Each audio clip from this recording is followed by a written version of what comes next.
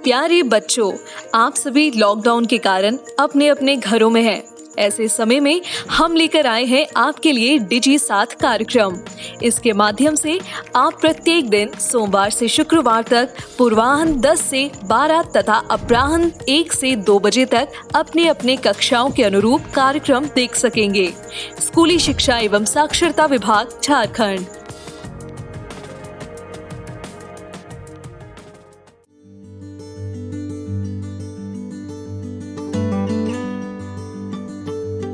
जोहार, JCERT की digital शाला में आपका स्वागत है। आज के सत्र में हम कक्षा 7 के गणित विषय के पाठ रेखा और कोण के बारे में जानेंगे।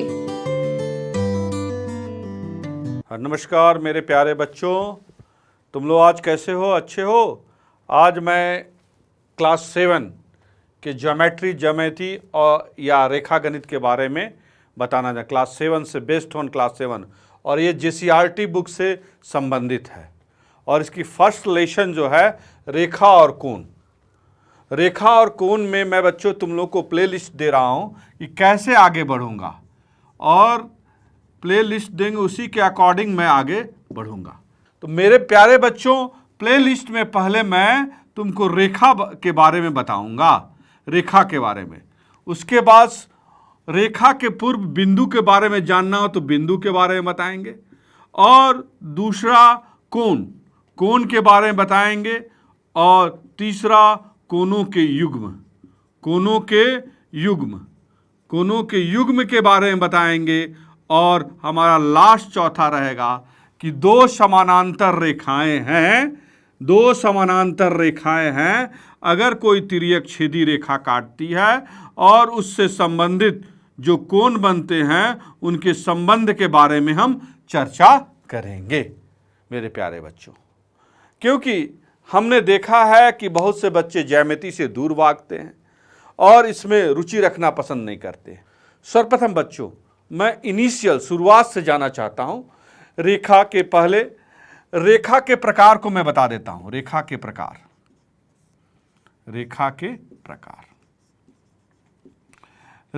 प्रकार के बारे में जानना चाहिए कि रेखा के प्रकार क्या है। पहला तुमको वक्र रेखा किसे कहते हैं? वक्र रेखा। उसके बाद तुम दूसरा सरल रेखा, और तीसरा है संगामी रेखा, और चौथा है तिर्यक छेदी रेखा।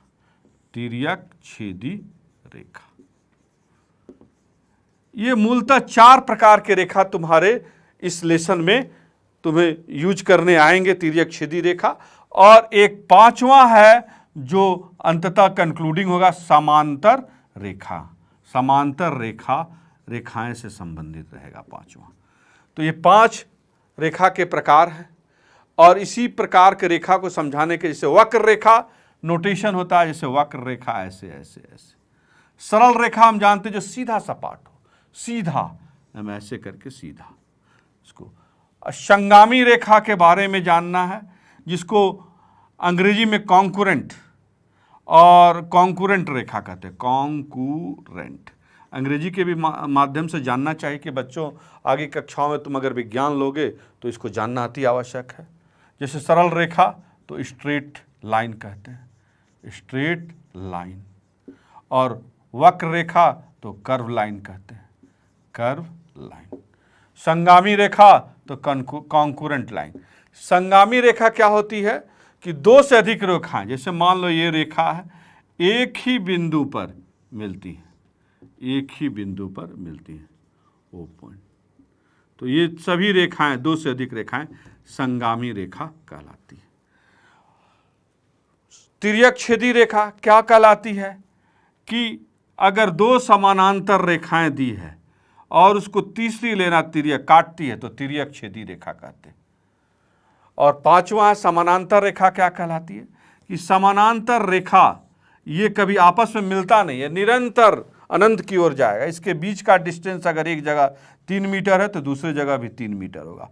ऑलवेज कांस्टेंट रहता है, कभी मिल नहीं सकता। तो ये सब के बारे में, रेखा के प्रकार के बारे में बताएंगे। लेकिन ये सब जानने के पहले तुम जियोमेट्री के सबसे पहले बिंदु के बारे में जानो। बिंदु क्या होता है? जिसकी ना चौड़ाई, मोटाई, ना लंबाई होती है, ठीक है, बिंदु उसको कहते हैं। ये एक नोटेशन हो गया बिंदु।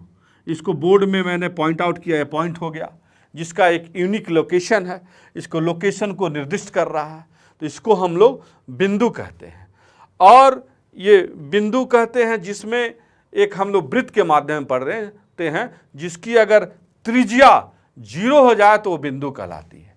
अगर हमने देखा है कि बच्चे पूछा जाता है कि एक रेखा में कितनी बिंदुएं होती हैं, तो मान लो हम बिंदु को डॉट डॉट करके ऐसे ऐसे करके अगर हम इसके सन्निकट रखते जाते हैं, जब सटा कर, तो एक रेखा में हम ऐसे एक रेखा बना और इधर भी बना, तो एक रेखा में अनंत बिंदु होते हैं। अनंत बिंदु के योग से एक रेखा का निर्माण होता है।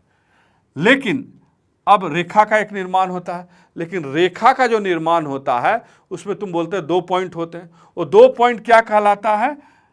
इसी को अगर हम लिमिट कर देंगे रेखा को, यहाँ लिमिट कर दी, यहाँ ए और बी, तो 2 बिंदु हो गए, 2 फिक्स पॉइंट हो गया, तो ये रेखाखंड कहलाया।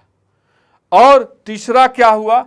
जैसे एक बिंदु मालूम है और एक तरफ अनंत की ओर जा रहा है, एक डायरेक्शन में अनंत की ओर जा रहा है, एक बिंदु मालूम है, तो इसको हम लोग किरण कहते हैं। किरण, ये किरण हो गया, ये रेखाखंड हो गया, और ये हो गया रेखा।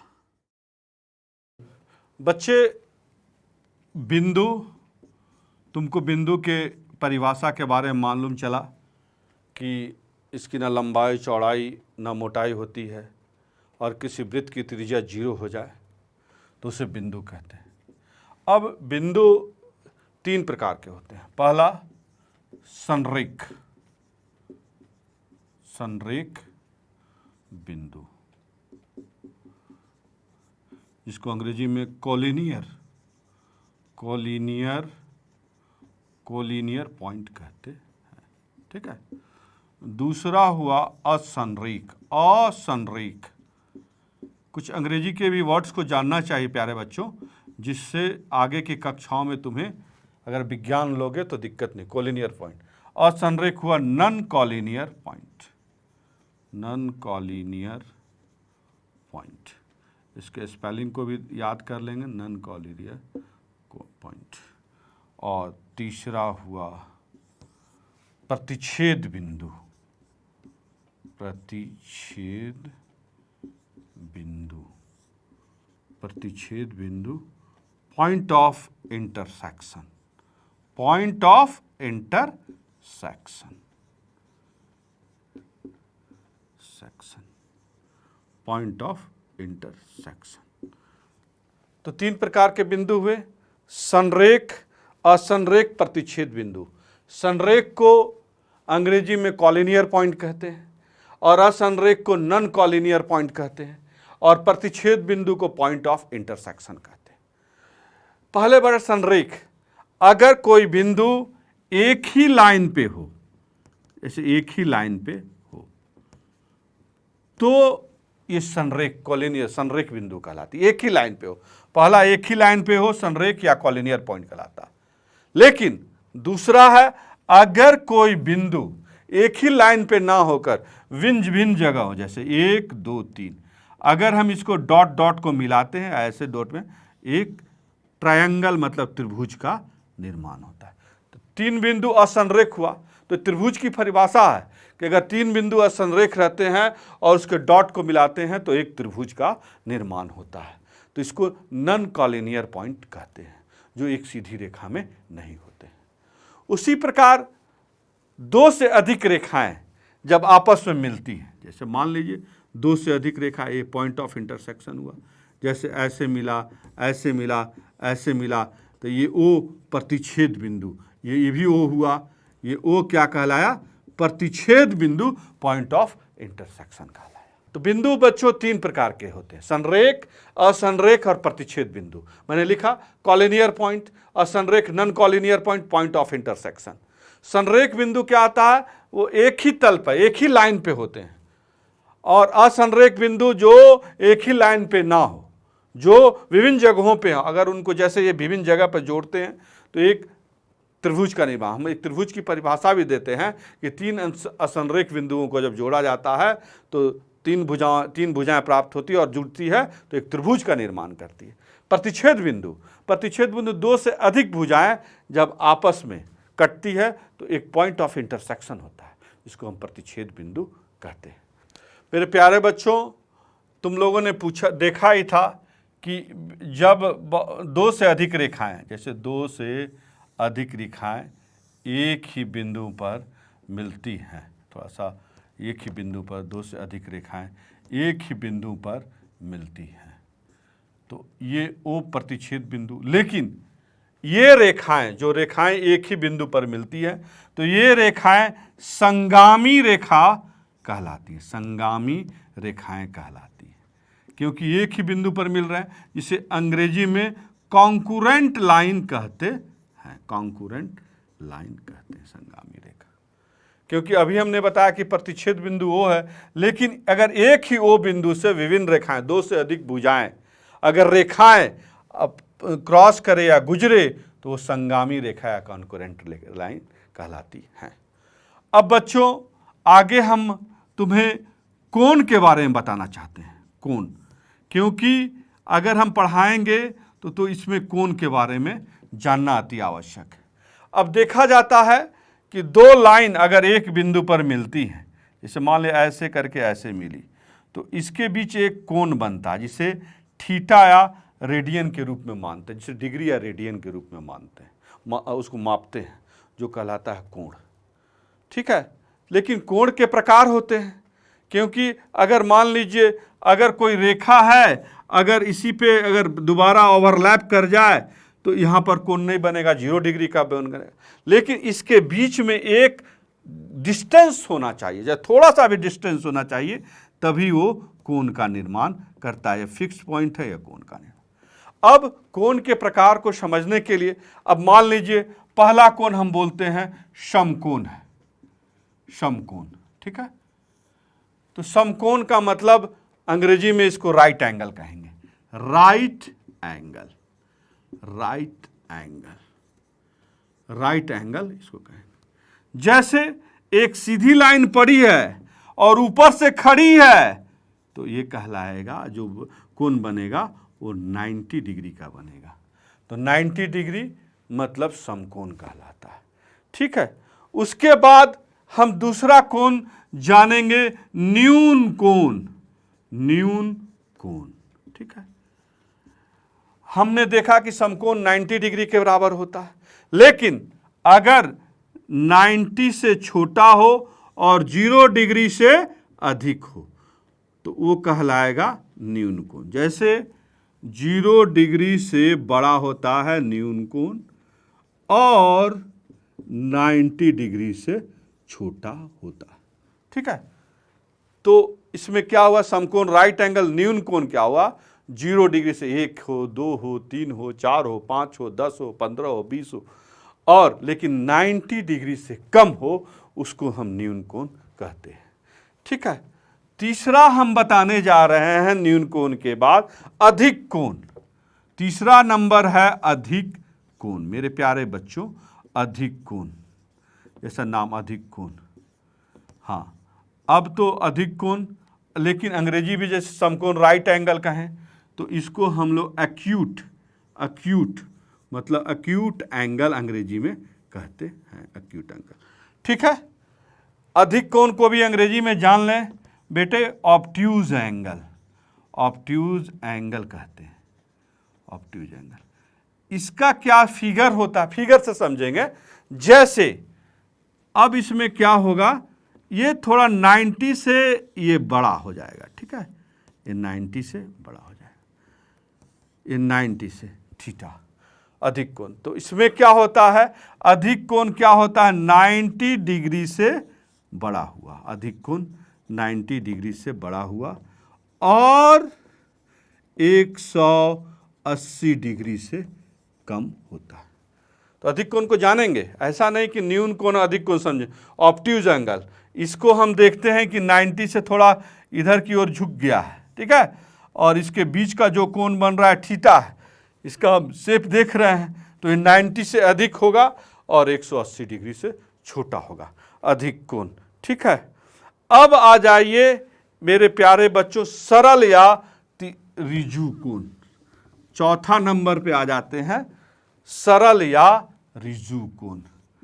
हिंदी के कठिन शब्द हैं सरल या ऋजु कोण, लेकिन जानना चाहिए, आपको पूछा जा सकता है कि ऋजु कोण कितना डिग्री का होता है।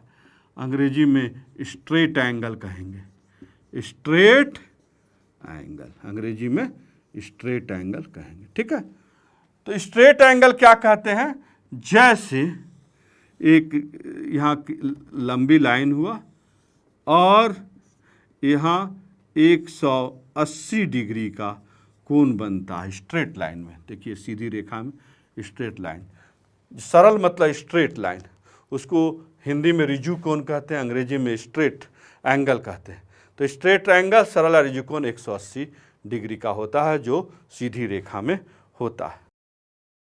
बच्चों अब आते हैं, अब 5वें नंबर कोण के बारे में जानेंगे। पहला हम बृहत कोण। ठीक है, 5वां नंबर का कोण बृहत कोण। जैसे अभी इसके पहले हमने सरल या ऋजु कोण 180 डिग्री था, ठीक है, एक सीधी रेखा, लेकिन इसको हम लोग अंग्रेजी में रिफ्लेक्स एंगल भी कहते हैं। ठीक है, रिफ्लेक्स एंगल। प्यारे बच्चों समझ में आया? अब क्या करती है, ये नीचे की ओर डाइवर्ट हो जाए, 180 जो सीधी रेखा है, तो जो भी कोण बने 180 डिग्री से अधिक, यहाँ डाइवर्ट की, यहाँ बनी, ऐसे जो भी कोण नीचे जाते जाएगी। तो ये जो कोण जैसे यहाँ बना, फिर एक ऐसे बना, ये कोण मान लीजिए थीटा कहलाए, ये कोण बृहत कोण कहलाए। ठीक है, तो इसका डिफिनेशन है कि बृहत कोण 180 डिग्री से 181 हो सकता है, 182 मतलब 83 84। ठीक है, ये ग्रेटर देन बृहत कोण 180 से बड़ा होगा। ठीक है, लेकिन 360 डिग्री से छोटा होगा। 180 डिग्री से बड़ा होगा, 81 भी हो सकता है, 82, और 360 डिग्री से छोटा होगा। तो ये इसको हम लोग बृहत कोण कहते हैं। अब छठा नंबर है पूर्ण कोण, जिसको अंग्रेजी में कंप्लीट एंगल कहते हैं। पूर्ण कोण कंप्लीट एंगल, कंप्लीट एंगल। ठीक है, इसको बच्चों हम जैसे हम इधर दो क्रॉस लाइन लिए, एक लाइन लिए, एक दूसरे को काटा, इधर हम x ले लिए, इधर x डैश ले लिए, इधर y ले लिए, y डैश ले लिए। ठीक है, इधर x पॉजिटिव को शो किया, इधर नेगेटिव को शो किया, y पॉजिटिव को शो किया, इधर नेगेटिव। ठीक है, ऐसे कोण बन रहा है, मान लीजिए ऐसे जाके ऐसे, और एक पूर्ण, और वो एक पॉइंट है, और एक पूर्ण सर्कल या वृत्त बन जाता है। आप जानते हैं पूर्ण सर्कल या वृत्त बन जाता है, तो वृत्त का जो एक कंप्लीट एंगल वो कहलाता है 360 डिग्री। तो पूर्ण कोण कितना हुआ? 360 डिग्री के बराबर हुआ, जिसको हम लोग कंप्लीट एंगल भी कहते हैं। मेरे प्यारे बच्चों, जो मेरा प्लेलिस्ट था उसमें 3rd पॉइंट पे था कोणों के युग्म के प्रकार में समझाना। ठीक है, तो पहला कोण है शीर्षाभिमुख या सम्मुख कोण, जिसको अंग्रेजी में वर्टिकली अपोजिट एंगल्स कहते हैं। ठीक है, जैसे दो रेखा एक लाइन पे क्रॉस करती है, या एक प्रतिच्छेद बिंदु O है एक पॉइंट पे, और इसके सम्मुख दो कोण बनते हैं, इसको सम्मुख कोण या शीर्षाभिमुख कोण कहते हैं। जैसे 1 या 2 और 3 और 4, इस तरह शीर्षाभिमुख कोण कहलाए। ठीक है, उसी प्रकार पूरक कोण, जिसको अंग्रेजी में कम्प्लीमेंट्री एंगल कहते हैं, क्या होता है? दो कोणों का योग, मान ले कोण A और प्लस कोण B, ये दोनों कोणों का योग अगर 90 डिग्री होता है, इसको पूरक कोण या कम्प्लीमेंट्री एंगल्स कहते हैं। अगर एक कोण A 60 होगा तो स्वतः कोण B 30 डिग्री होगा। ठीक है, तो इसमें कोई, अगर एक पूछा जाए कि अगर एक कोण 70 डिग्री है तो दूसरा पूरक कोण क्या होगा, तो 20 डिग्री होगा। अगर एक कोण 40 डिग्री है, उसका दूसरा पूरक कोण क्या होगा, तो 50 डिग्री होगा। उसी प्रकार संपूरक कोण, इसमें क्या होता है, दो कोणों का योग 180 डिग्री के बराबर होता है। जैसे मान लीजिए ए 150 होगा तो दूसरा संपूरक कोण भी 30 डिग्री होगा। अगर ए 100 डिग्री होगा तो दूसरा कोण भी संपूरक कोण 80 डिग्री को होगा, मतलब दोनों कोणों का योग 180 डिग्री के बराबर होता है। अब आ जाइए आसन एंगल या एडजेसेंट एंगल।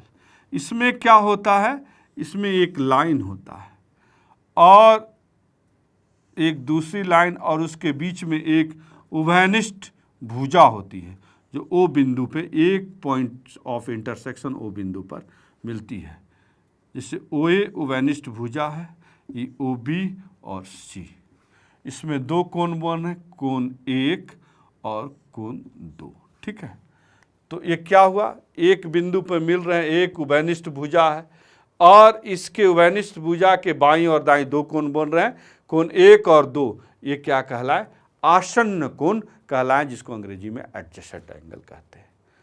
और यही एडजेसेंट एंगल अगर आसन्न कोण, अगर एक उभयनिष्ठ भुजा, लेकिन उभयनिष्ठ भुजा को छोड़कर दो विपरीत दिशा में चल जाते हैं और यहाँ दो कोण बनता है, कोण 1 और 2, तो इन दोनों का सम 180 डिग्री के बराबर होता है, जिसे रैखीय युग्म कोण कहते हैं और अंग्रेजी में लीनियर पेयर एंगल्स कहते हैं।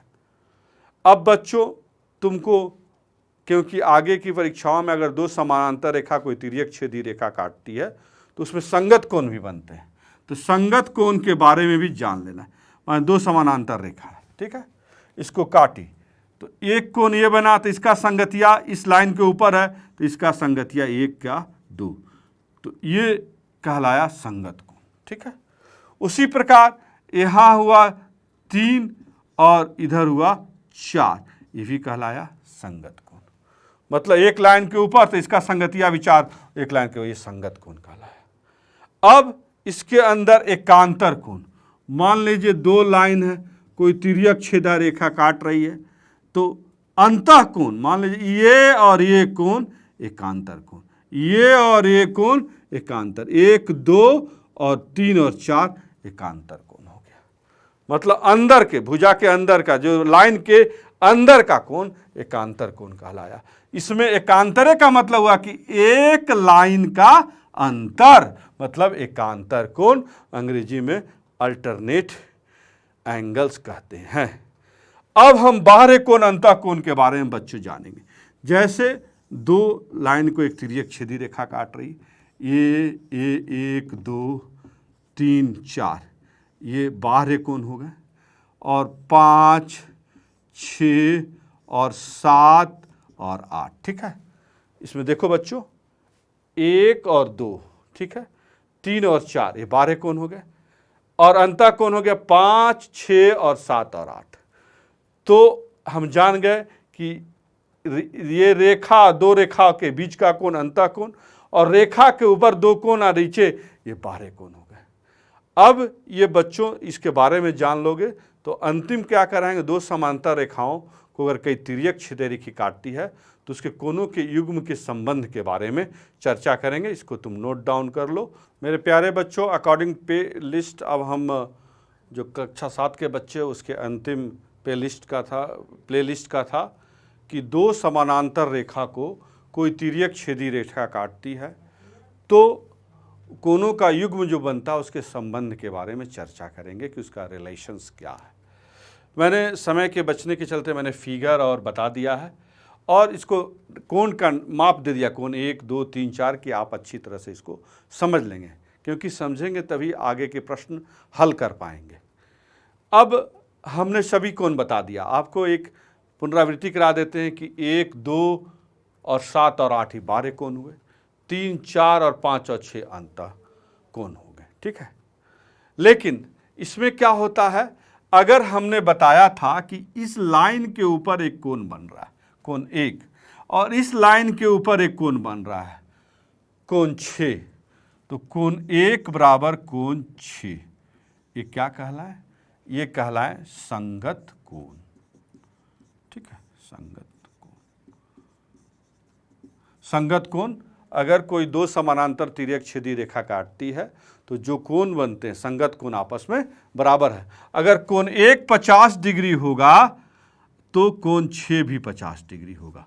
ये प्रश्न बाद में पूछा जाएगा, ठीक है। उसी प्रकार कोण 2, एंगल 2 बराबर एंगल 5, ये भी संगत कोण हुए। एंगल 2 बराबर एंगल 5, ठीक है। तो ये संगत कोण कहलाए। अब कोण 3 बराबर कोण 7, ये भी संगत कोण। कोण 3 बराबर कोण 7, ये भी संगत कोण। कोण 4 बराबर कोण 8, ये भी संगत कोण कहलाए, ठीक है। अब इसके बाद हमने कहा कि 4 और 5, एंगल 4, यहां पर मैंने ड्रॉ कर दिया, ये पूरे संगत कोण का लिस्ट है। कोण 4 बराबर कोण 5, ये भी बराबर होते हैं। इसको ध्यान में रखना है कि अंतः कोण है जिसमें एक लाइन का अंतर है।